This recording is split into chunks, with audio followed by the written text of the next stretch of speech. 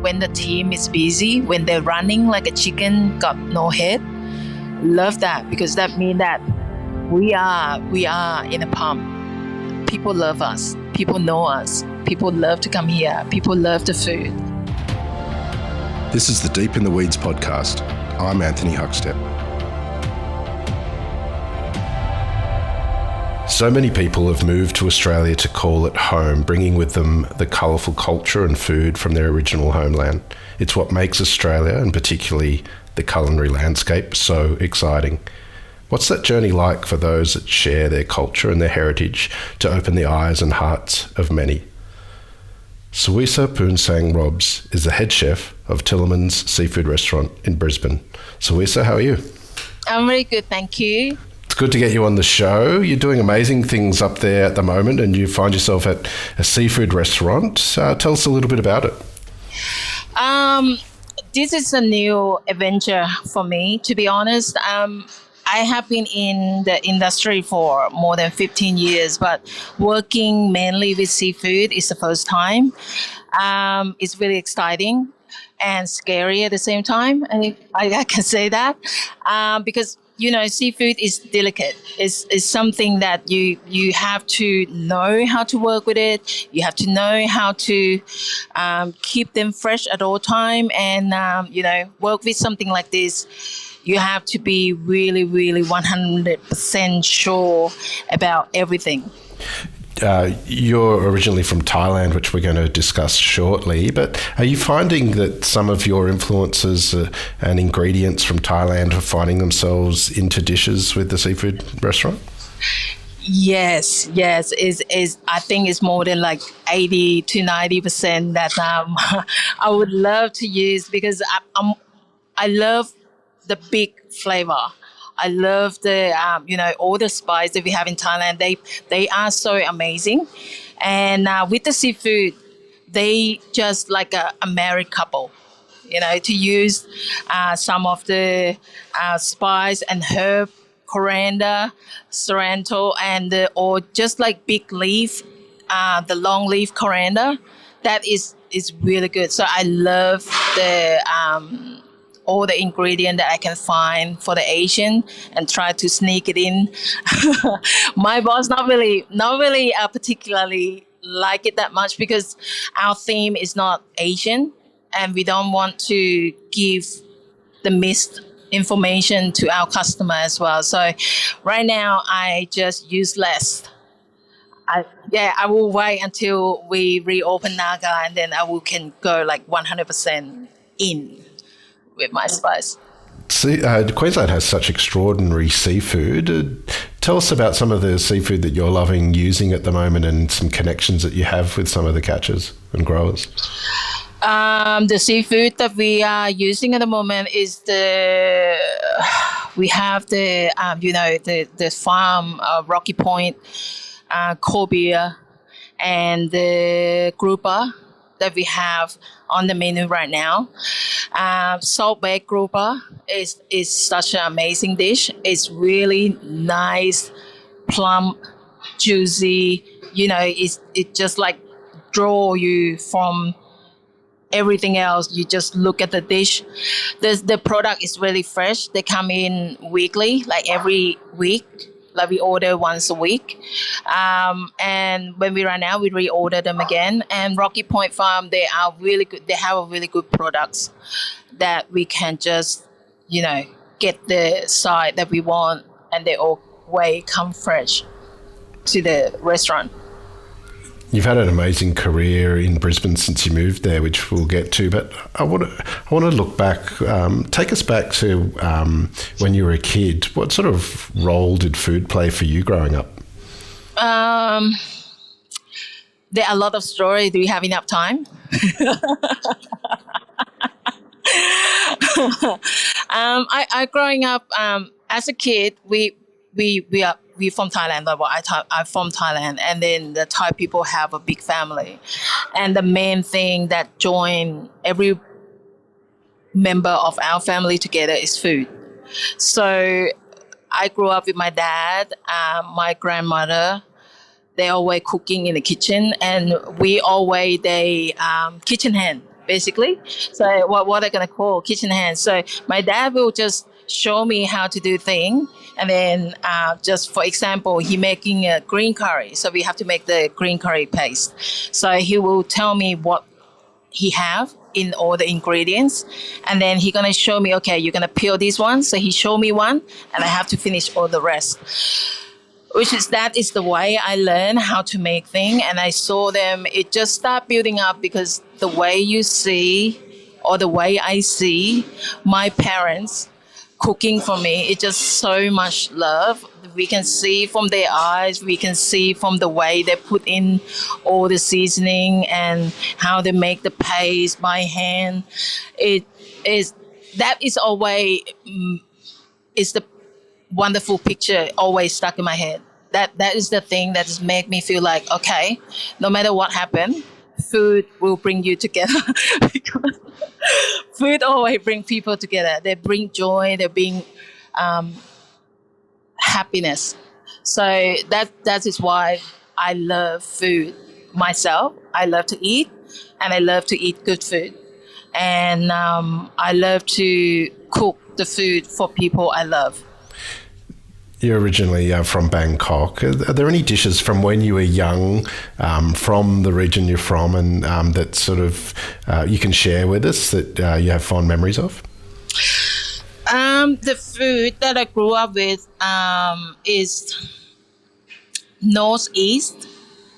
From the northeastern of Thailand, because my mom from that side, and I love to have my food that I grew up with is just like a raw beef satay. It's a similar like a raw beef satay, but what we use over there, like we add in the fresh blood, but it's have been pasteurized. So it's just like a beef satay with the extra blood in it. Really nice and spicy. They have a lot of the coriander, shallot, onion, and the roasted cracked glutinous rice with the chili powder, lime juice, and fish sauce. So that is my go-to food all the time. Every time I get back to go back to Thailand, first thing I will ask my dad, like, "Hey Dad, can we go to that restaurant that we always go before we get into the house?" And then he would just drove there, and then we stopped there. I just order like everything that I I love to eat, and my dad just like, "Hey, hang on, slow down. You still have another like 3 weeks to go. You don't have to stuff your face and everything like that." But I love them. I love them. When every single time I go back home, the food there is amazing. You should go to Thailand. The food is amazing. I agree. And Australia is quite amazing. It's got a lot of influence from Thailand, particularly in Sydney. There's a lot of Thai restaurants. But tell us a little bit about Thai cuisine from your perspective. There's an understanding that we have in Australian sort of culinary landscape, but tell us a little bit about how nuanced and different it is depending where you are. To be honest, the Thai restaurant in Australia, they all good, but the flavor is not quite authentic like the one that we have in Thailand.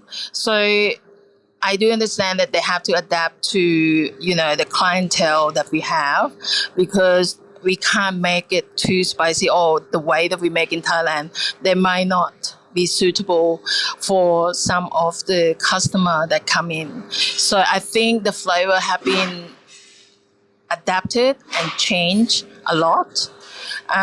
So me personally, not really go to the Thai restaurant, because I know that I know that the flavor that I'm looking for is not going to be there. But I normally cook myself anyway. So I think the way that it's going at the moment is the way that it's going to be. But I do believe that there are some of the new restaurant or new chef that willing to go in an authentic way and bring up the real flavor, and just reduce down the heat to be able to offering to all of the Australian. customer that's going to come in. Is there any dishes that stand out for different parts of Thailand that you think you will start to see in Australia? I think it's a lot of the like a spicy salad, seafood salad, that sort of stuff, and more of the northeast of the Thailand to be open up more. All street food is start coming in, especially with the Thai street food. I think this is going to be the new thing that people going to start get into it, because right now what we have in Australia, especially for Thai food, it's just like, red curry, green curry, yellow curry, pad see ew, pad Thai, which is the original that every restaurant have them. So they're going to be one of, I know that one of the restaurant in the valley called Sap Seed, they are doing like a traditional flavor that use the ingredient that no other Thai restaurant are there to use, like a pala or like a salted mudfish. Yeah, so that is like no one there to use them, or the shrimp paste. That is the stuff that kind of like put people off, but they're using them, and they still have the Western people going in. Thai people love to go there because they get the real flavor of it. Where did you first start cooking professionally and see that as a potential career as a chef? That is going to bring back to 2006. So I got here 2000, and then as a holiday visa, and then when I come here for 3 weeks and I see like, the best opportunity is just in front of my face. So I'm in a land of opportunity. So I talked to my dad and I talked to my parents when I went back last time, and I said that, okay, Dad, I think if I stay in Thailand, I can get the job with the government, but I want a different opportunity. So I want to go back to Australia and study in something, because I want to stay in Australia to have a better life for myself and for my family as well. So I come here, I still don't even know like what I'm gonna do.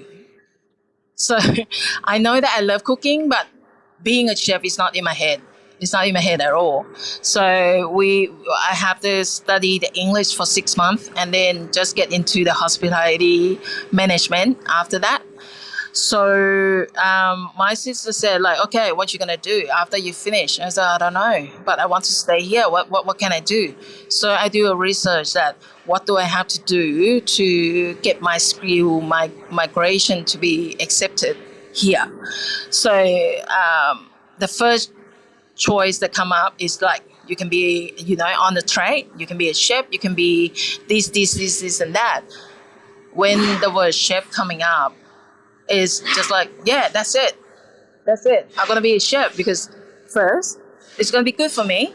I love cooking as a kid, and I love food. So that's the two things that is, keep me join. So I'm gonna study chef, and then after I join in and I find like, oh God, chef, it's not an easy job.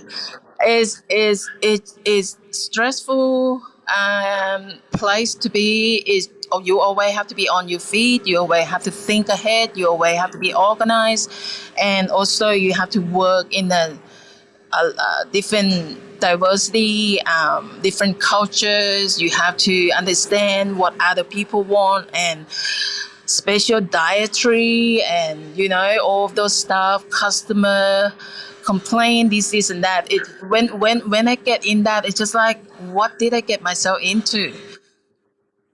And I just realized, oh, okay, this is what in the real world, like, you're not like you cooking at home. Like when you're cooking a family is different. They can't complain, because if they complain, you're not going to cook for them. But this one, you need to make sure that what you put on the plate is present the restaurant is present who you are, and it have to look good, and it have to taste good, and it have to be valuable. So being a chef and study chefing is taught me a lot of things that, from before. I'm not really like being an organized person. I'm not really like thinking ahead that much. But these days, just like, okay, tomorrow or this week, the whole week, or next month, what we have, what this and that, is have to be ready to go. You started working in different Thai restaurants as you started building your career. What were those experiences like, cooking in Thai restaurants in Queensland? Ooh, bring back my memories and tears, sweat, and everything. Okay, I start as a kitchen hand. When I first got the first job, my sister introduced me with her friend, who owned a small Thai restaurant in Greenslow. So I got in there and start work. Like I work. Well, I shouldn't be saying this, but I work almost every day after school because I study full time. So the first job that going in, so cleaning dishes. And now after we're doing faster, they will move us to do like a preparation, cut veggies, slice chicken, cut the beef. And then after that, I bring myself up to be an entree cook. The experience that I have, I feel it is so hard. It's really hard. Like I have to push myself to go to school early in the morning and then go to work at 5 o'clock and finish like 11 o'clock every night. It's fine, like hard, and sometimes I feel like why do I have to do this? But they are the reason of it, and they are the goal that I set that I have to get there. So to work in a Thai restaurant is not easy, but it's easy and it's not easy. It depends on what environment you are in. The environment that I am in, the owner is treating me like a cousin. So basically he kind of like protecting me in a way, but also let me go through all the hard work as well to teach me to be tough and teach me how to, handle the situation in the kitchen when it's busy. I got the tear once because it's really hard day. It's the weekend, and then it's the first day that I was in the entree section myself. So I have to go down and carry like 25 kilo bag of the jasmine rice from the downstairs, bring it up, fill everything up, and then the entree coming in. So I go and fry that, and then the chef asked me to organize the veggie for his curry. So I turn around and do all of that, and my coconut prawn start burning. So the head chef is just yelling on the top of his lung, and then just like, hey, you be careful, that is burning now, blah, blah, blah, blah. And it just like, my heart is just pumped with the nerve, and I start to get panic attack. And I look at him like, oh, okay, I'm sorry, I'll start the new one. And then I put the new one in and finish that off. And then, but the tears start coming out because I don't want to kind of like put everyone back, because I make a mistake with the food, and I feel disappointed in myself, like why can't I do the job? Just the easy job, you just fry the bloody thing and make it like, golden color and then put on the plate, and that's it. Why don't you concentrate? So I blame a lot on myself, and then I just like tell the chef that, can I have like 5 seconds, like 5 minutes, I have to go downstairs, and then I just cry my heart off because like, it's a silly mistake that I shouldn't be missed, and because of I'm not concentrate, and that is just like only one time that head chef make me cry, because after that he would never have a chance of telling me again, because I do the job perfectly. It doesn't mean like I punch his face or anything. No, it's not like that. So I'll try to do the job really good until he just like accept me, like, okay, now you can go on the curry now. So yeah, so I growing up, yes, it's hard, but I love it. It's made me who I am until today. What was the turning point in your career? Like, what was the venue and the people that you started to work with that really started to accelerate and take you in the direction you've gone? Okay.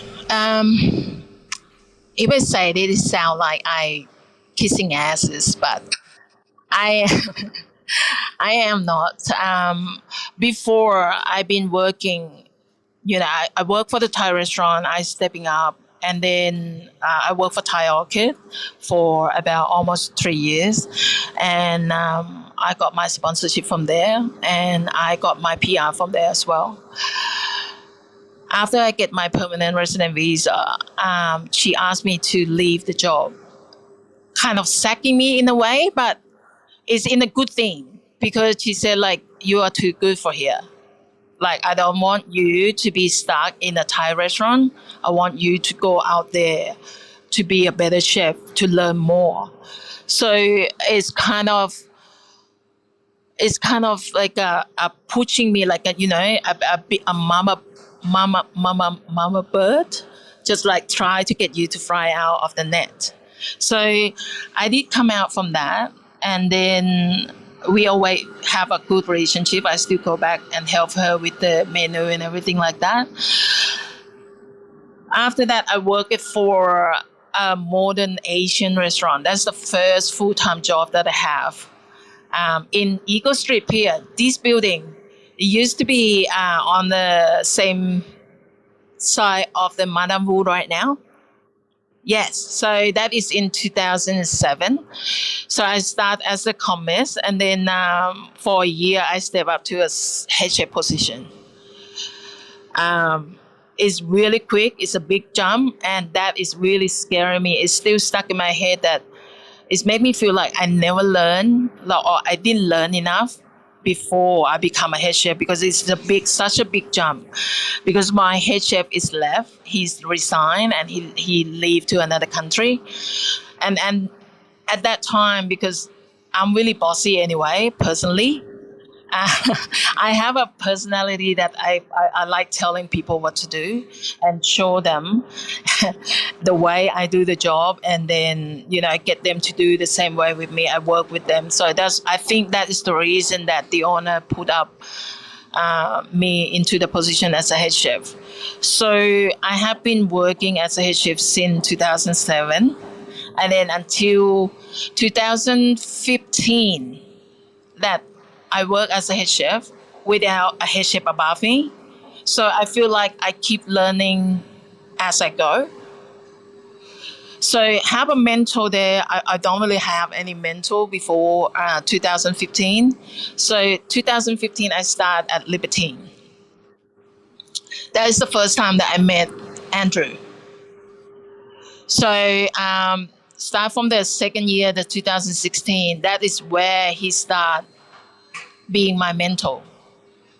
Just try to get me to understand that, as a head chef, you can't just think about the food. You can't just think about what is in here.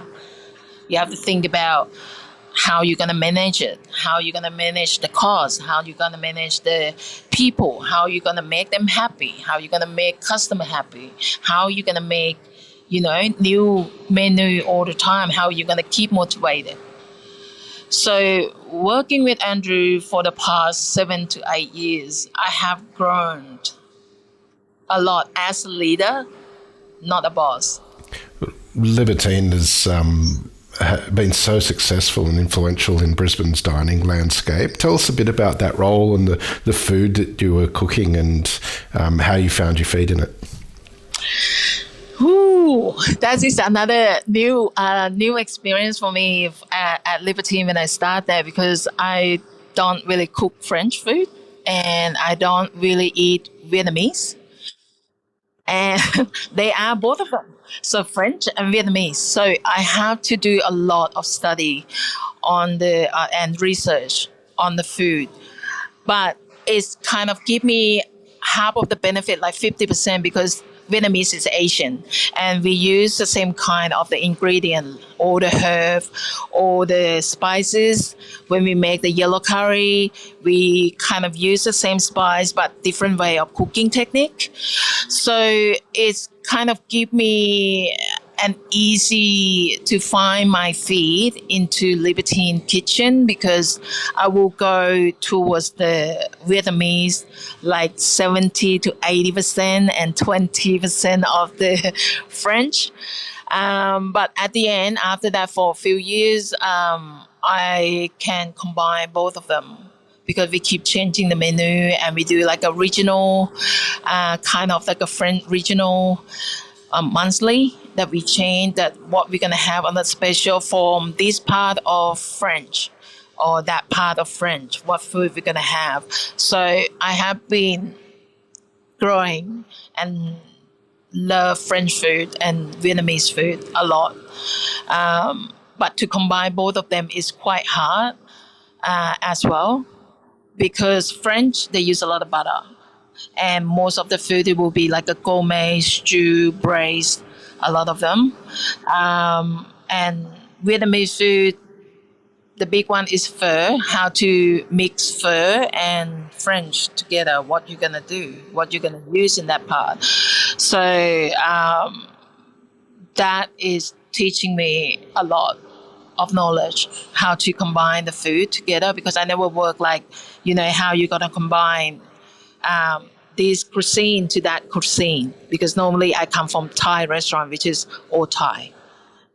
Yes, so it's really great experience to have that, and we still use that. I still use that knowledge until now. Yeah. In 2020, you got the opportunity to be part of the opening team and head chef of Naga, which is a Thai restaurant. What did that feel like for you, being part of an opening and creating a menu that was delving into your culture and also your family? It's just like you have a baby. That's full of joy. That is full of joy. It's just like because that menu and Naga restaurant, Andrew have been mentioning it with me since I'm working at Libertine. That hey, Suwisa, I really want to open Thai restaurant, and you are Thai, you are good with your flavor. So I think this is going to be a good opportunity for us to do. So he said, like, do you want to try? Do you want to do it? And I said, yes, I would love to do that. And then be a part of the opening team is a lot of hard work because basically we have to go in and strip everything down and have to lay out all the kitchen like what equipment are gonna need, and that is the first time. It's really first time to be opening a new kitchen. So it's scary because when I lay out all my kitchen layout, I feel like, oh God, I hope I didn't, lay out the wrong way. Like if I put deep fry next to the steamer, or should I put this next to that, or do I need the oven for this? Do I need how many wok are gonna need, how many head, and where I'm gonna put it? So I'm gonna show to the customer, or should I put it on the back? So it's a lot of things, and finding the staff. That is a big part because you have plenty of resume. Like I have plenty of resume coming through. Do a lot of interview. It just a lot of people want a job, but there are not many people that's suitable. So I end up got the team building up, and we on the opening night. That is the night that we have just only invited guests that coming in. It's the nerve wracking because they're gonna try my food. They're gonna try the food that my dad, cooked for me. Is the recipe that I got it from my family. So it's really nervous. It's really nervous, and then my hand is shaking while they and while I put the food on the plate, and I keep my eye up and looking at them how they eat it when they put it in their mouth, what kind of reaction on their face, that sort of stuff. But end of the day, we did an amazing job, and Naga get popular within no time. So, but the first few months is really hard because we have to do the prep up to 3 o'clock in the morning. Like I have to stay back and make our beautiful beef bun. That is not barbecue beef bun. Sorry, it's the massaman beef bun. That is the recipe that I've been working on for 6 months before we put it on, and it just gone off. Like we sell like 500 bun a week. It's just amazing, and everything made by hand. All the dough, all the mix, and to finish it off and bake it off, it's just like it's amazing. I wish you can try one of them, and you're gonna like. It's just like a heroin, It's addicted. I wish I could too. You're making me hungry. Tell us about some of the dishes that you got to sort of hero on the menu there that delved into sort of your father's recipes. This one is gonna bring a tear to my eyes. I will try not to cry, I promise. It's the green curry with fish dumpling. This is the one that my dad is passing on to me. It's just like the green curry that have to make it by hand, to be honest with you. But in the modern day, and Andrew credit card, that we can get the lobe cube big enough to make the curry paste. So we get the a really good lobe cube to make the curry paste in house. So we make all the curry paste in house. So I get the full flavor, full chili. Like we make it authentic as much as possible, and we keep it like that unless the customer will ask for the mild. So we add extra coconut milk and make it more but less hot. So the green curry that I'm just about to talk about is the flavor of the curry paste that we make, because it's so fresh and it's not like from the tin. The tin, they have like some, that sort of chemical stuff and make the change. They change the flavor of the curry paste. So this one, we have galangal, lemongrass, green chili, and kaffir lime skin that we have to put it in. And we also have the turmeric, we have the shrimp paste, and we ground it up.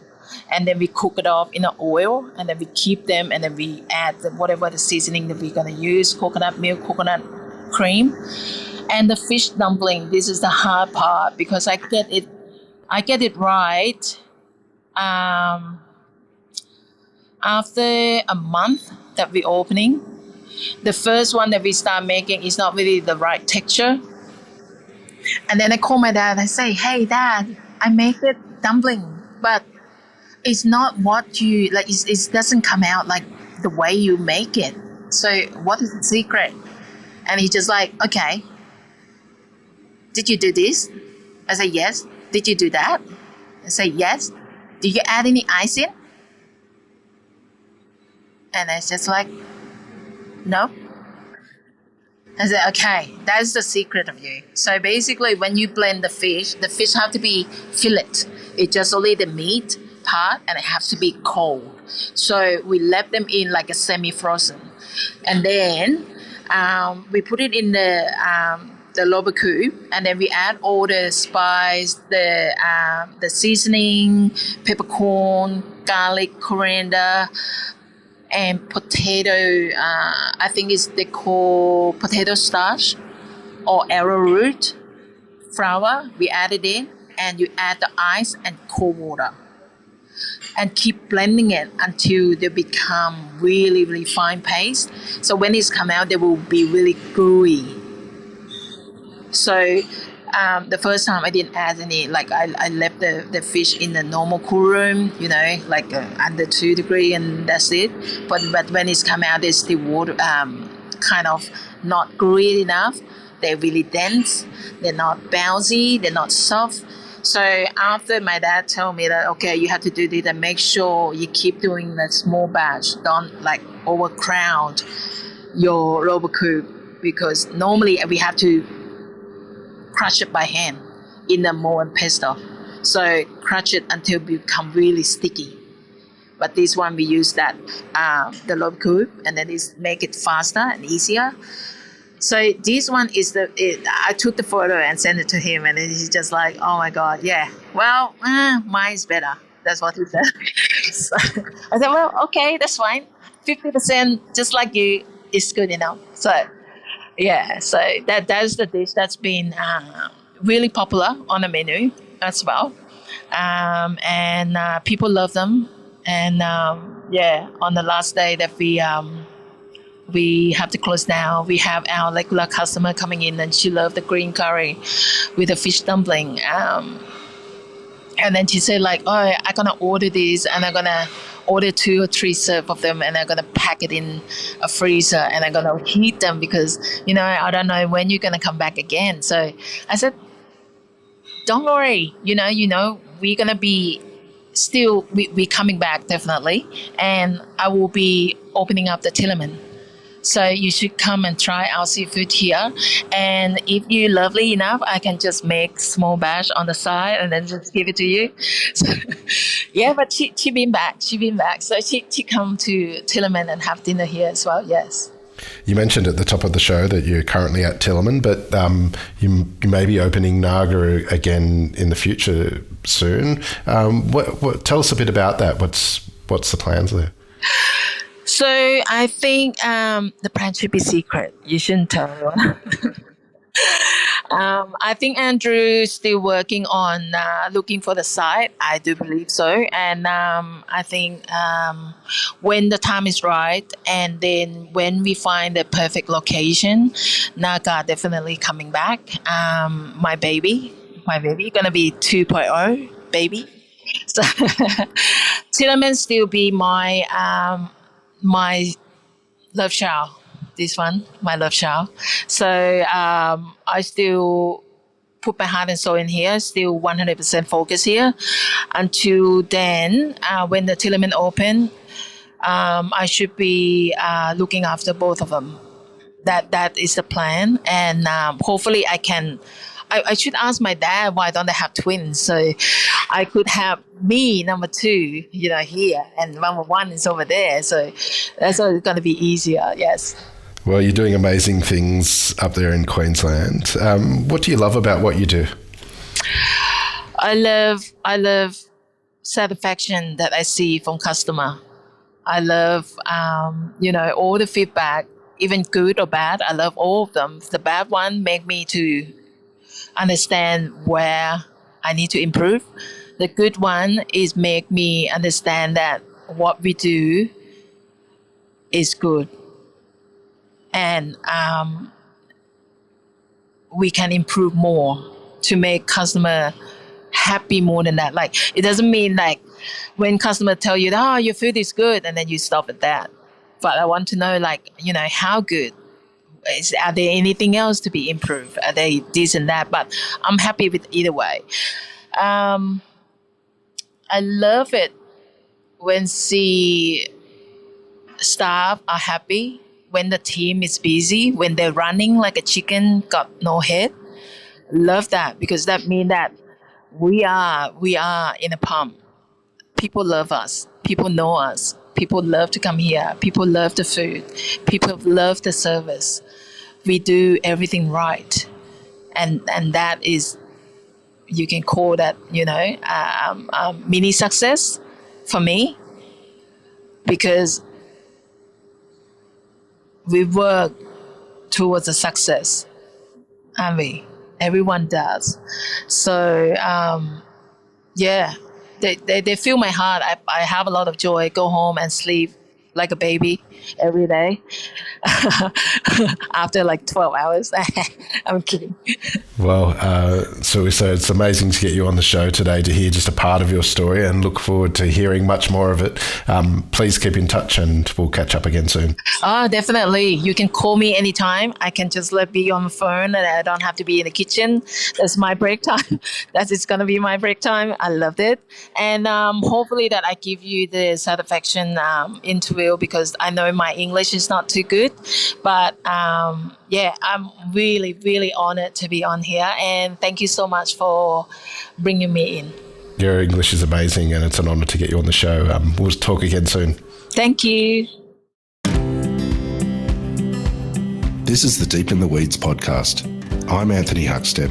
Stay tuned as we take a deep dive into the lives of the incredible people who ply their trade in the food and hospitality sector. Special thanks to executive producer Rob Locke for making this all happen. follow us on Instagram at Deep in the Weeds Podcast, or email us at podcast@deepintheweeds.com.au. Stay safe and be well.